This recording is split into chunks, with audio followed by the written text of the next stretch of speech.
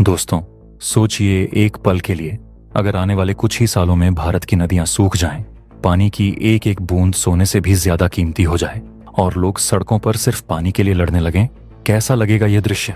डरावना है ना? लेकिन आपको बता दूं कि यह डर अब हकीकत का रूप ले रहा है। हमारे देश में कहीं बाढ़ सब कुछ बहा ले जाती है तो कहीं लोग सूखे में तड़पते रहते हैं। लेकिन दोस्तों, भारत सरकार चुपचाप एक ऐसे मास्टर प्लान पर काम कर रही है जिसकी भनक लगते ही चीन के राष्ट्रपति शी जिनपिंग बेचैन हो गए हैं। अमेरिकी वैज्ञानिक अपना माथा पकड़कर बैठ गए हैं और जापान की टेक्नोलॉजी कंपनियां तक दंग रह गई हैं, क्योंकि जो काम अमेरिका और चीन जैसे दिग्गज सपने में भी नहीं सोच पाए, वो भारत ने हकीकत में शुरू कर दिया है। कई देशों का दावा है कि भारत इस प्रोजेक्ट के जरिए सिर्फ पानी ही नहीं बल्कि जियोपॉलिटिक्स का पूरा खेल बदलने वाला है। चीन को डर है कि भारत अब पानी का सुपर पावर बनने जा रहा है। दोस्तों, ये प्रोजेक्ट इतना विशाल और इतना गुप्त है कि इसके बारे में बहुत कम लोग असली सच जानते हैं। आज हम इस वीडियो में उसी रहस्य से पर्दा उठाने जा रहे हैं जिसने दुनिया की नींद उड़ा दी है।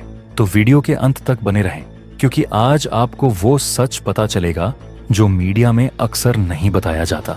आज हम ऐसे प्रोजेक्ट के बारे में आपको बताने जा रहे हैं जिसमें हजारों वैज्ञानिक, हजारों इंजीनियर्स गुप्त तरीके से काम कर रहे हैं। लेकिन दोस्तों, इस प्रोजेक्ट के बारे में जानने से पहले अगर आपको अपने देश की इस बेमिसाल इंजीनियरिंग और वैज्ञानिकों की हिम्मत पर गर्व है तो इस वीडियो को अभी लाइक करें और कमेंट बॉक्स में जय हिंद जरूर लिखें। याद रहे, जय हिंद कहना हम सबके लिए गर्व की बात है। दोस्तों, हमारे देश में पानी की कहानी एकदम उलझी हुई है। असम और बिहार जैसे राज्य हर साल पानी में डूबते रहते हैं, वहीं राजस्थान और गुजरात के लोग बूंद बूंद पानी के लिए तरसते हैं। यह स्थिति सिर्फ पानी की कमी नहीं बल्कि हमारे देश की सबसे बड़ी चुनौती बन चुकी है।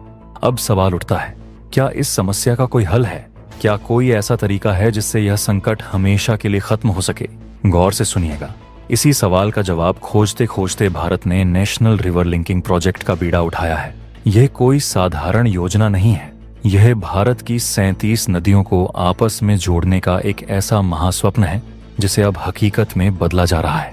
इसका मूल मंत्र है पानी को वहां से लाना जहां वह जरूरत से ज्यादा है, यानी बाढ़ वाले इलाके, और उसे वहां पहुंचाना जहां लोग उसकी एक बूंद के लिए तरसते हैं, यानी सूखे वाले इलाके।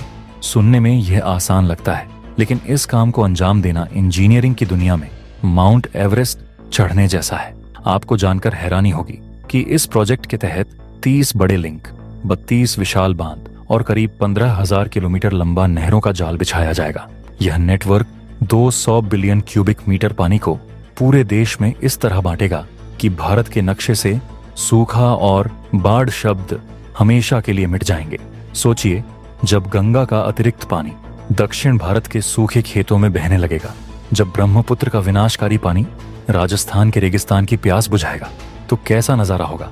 यही वो विजन है जिसने चीन और अमेरिका को हिला दिया है। चीन, जो तिब्बत में बांध बनाकर भारत को डराता था, अब उसे डर है कि भारत पानी के मैनेजमेंट में उससे मीलों आगे निकल जाएगा। इस प्रोजेक्ट में ऐसे ऐसे तकनीक का इस्तेमाल किया जा रहा है जिसने दुनिया के बड़े बड़े वैज्ञानिकों को सोचने पर मजबूर कर दिया है। इस प्रोजेक्ट में न सिर्फ कंक्रीट के डैम और नहरें बनाई जा रही हैं, बल्कि इन्हें फ्यूचरिस्टिक टेक्नोलॉजी से लैस किया जा रहा है। आपकी जानकारी के लिए बता दूं कि भारत इस प्रोजेक्ट में सैटेलाइट सिस्टम, GIS मैपिंग और अमस्पेट स्मार्ट सेंसर्स का इस्तेमाल कर रहा है। ये सेंसर्स नदियों में हर जगह लगाए जाएंगे, जो पानी के स्तर, बारिश के पैटर्न और बाढ़ के खतरे पर 24 घंटे नजर रखेंगे। इतना ही नहीं, इसमें AI आधारित प्रिडिक्शन सिस्टम भी होगा जो मानसून की भविष्यवाणी करेगा और उसी हिसाब से पानी का मैनेजमेंट करेगा। यानी अगर पता चले कि बिहार में भारी बारिश होने वाली है तो EI सिस्टम पहले ही बांधों के गेट खोलकर अतिरिक्त पानी को उन नहरों में मोड़ देगा जो सूखे इलाकों की तरफ जाती हैं। चीन और अमेरिका जैसे देश आज भी इतने बड़े पैमाने पर इस स्तर की स्मार्ट वाटर मैनेजमेंट तकनीक का इस्तेमाल नहीं कर पाए हैं, जबकि भारत इस क्षेत्र में एक नई क्रांति ला रहा है। इस प्रोजेक्ट के फायदे इतने विशाल हैं कि यह भारत की तकदीर बदल सकता है। सबसे बड़ा फायदा है खेती।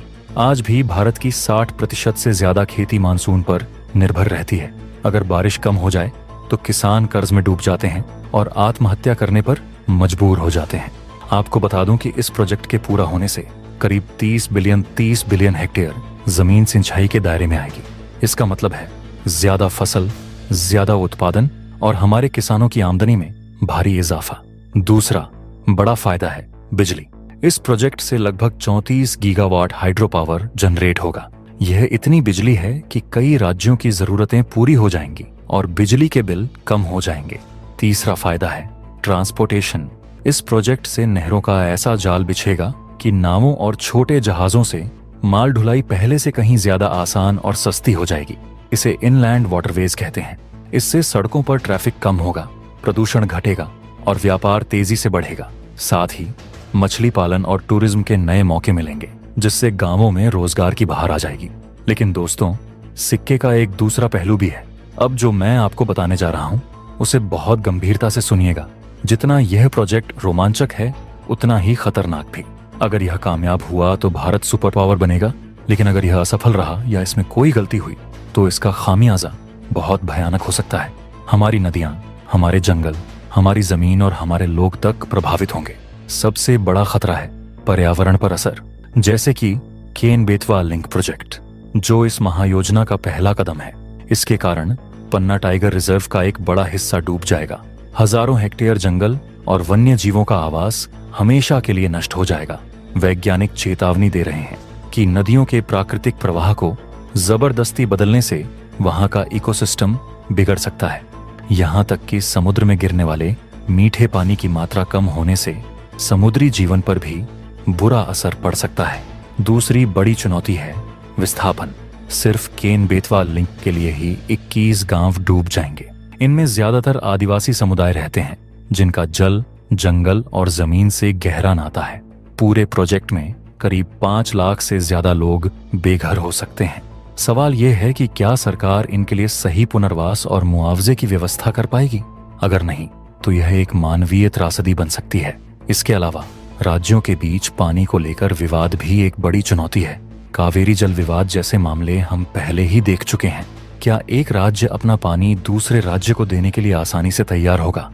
अगर आम सहमति नहीं बनी तो यह प्रोजेक्ट अदालती मामलों और राजनीतिक रस्साकशी में फंस कर रह जाएगा। आपको बता दूं कि इस प्रोजेक्ट की खबर सुनते ही चीन की सरकार में हड़कंप मच गया। जो देश खुद को मेगा डैम्स का बादशाह मानता था, उसे समझ आ गया है कि भारत का यह कदम उसके सारे रिकॉर्ड तोड़ने वाला है। चीन डर रहा है कि अगर भारत ने अपनी नदियों को जोड़ लिया तो ब्रह्मपुत्र पर चीन के बांधों का रणनीतिक महत्व कम हो जाएगा। उधर अमेरिका भी चुपचाप नजर रख रहा है, क्योंकि उसे समझ नहीं आ रहा कि भारत इतने कम समय में और इतने बड़े पैमाने पर यह सब कैसे कर रहा है।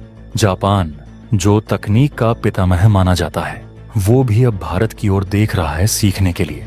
एक्सपर्ट्स का कहना है कि बड़े प्रोजेक्ट्स के साथ साथ लोकल लेवल पर भी काम करना जरूरी है। Rain water harvesting, watershed management और मंगल टरबाइन जैसी देसी तकनीकें भी कमाल कर सकती हैं। फिर भी भारत सरकार ने जो कदम उठाया है वह छोटा मोटा नहीं बल्कि ऐतिहासिक है। तो दोस्तों, यह प्रोजेक्ट सिर्फ पानी का नहीं बल्कि भारत की ताकत, संकल्प और भविष्य की सोच का प्रतीक है। दुनिया के बड़े बड़े देश भारत की ओर देख रहे हैं। वे जानना चाहते हैं कि क्या भारत यह असंभव काम कर पाएगा। अब फैसला समय के हाथ में है। क्या यह प्रोजेक्ट किसानों के जीवन में नई उम्मीद लाएगा? क्या हमारे शहर पानी की कमी से बच जाएंगे या फिर नदियों और जंगलों को नुकसान होगा? आपको क्या लगता है दोस्तों? क्या यह प्रोजेक्ट भारत को पानी का सुपर पावर बना देगा या यह पर्यावरण के लिए एक महंगा सौदा साबित होगा? क्या आप मानते हैं कि भारत को यह जोखिम उठाना चाहिए? अपनी बेबाक राय हमें कमेंट बॉक्स में जरूर बताएं। और हाँ, अगर आपको लगता है कि भारत सही दिशा में आगे बढ़ रहा है तो वीडियो को लाइक और शेयर करना न भूलें। चैनल को सब्सक्राइब करें। साथ ही बगल में जो बेल आइकॉन का बटन है उस पे ऑल पर क्लिक करें, ताकि देश से जुड़ी हर बड़ी खबर आप तक सबसे पहले पहुंचे। मिलते हैं अगले वीडियो में। जय हिंद, जय भारत।